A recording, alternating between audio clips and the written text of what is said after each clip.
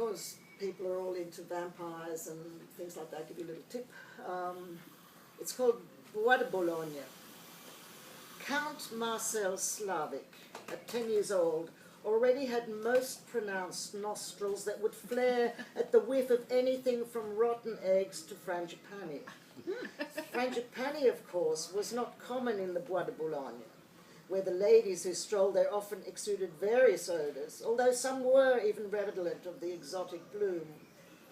The Bois de Boulogne was just round the corner from Rue La Fontaine, where Marcel lived with a doting mother and a father who was what one could call absent, for his only presence was by day, when he was mostly unavailable except for the odd breakfast.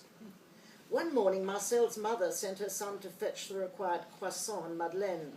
Marcel had already cut his milk teeth on croissant dripping butter in their fresh from the oven state, but it was the sight of the milky neck of the pastry cook's daughter and the longing to nuzzle in the fragrance with which he imagined it might be imbued that led to a half-life of lurking at the entrance to the pâtisserie de Rue La Fontaine.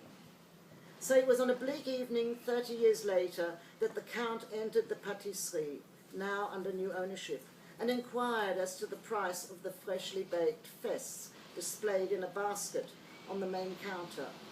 It was not his habit to ask the price of anything, but nothing better had come to mind as a way of commencing a communication, if not communion, with the young woman at the till. A nameplate on her breast pocket read Madeleine. Madeleine Poncet was flattered when the tall, dark gentleman, he seemed obviously that, offered to accompany her to her apartment a street up from the Bois. No, he could unfortunately not come up, she said. Not yet, she thought. The Count nodded, of course, and offered his arm for her to take. She told him that she lived with her mother, that she sometimes feared the walk home alone, and all the while the Count breathed in the odours, calling to him in the night air, until he could resist no longer, and sensing a lack of resistance, nuzzled the young woman's neck.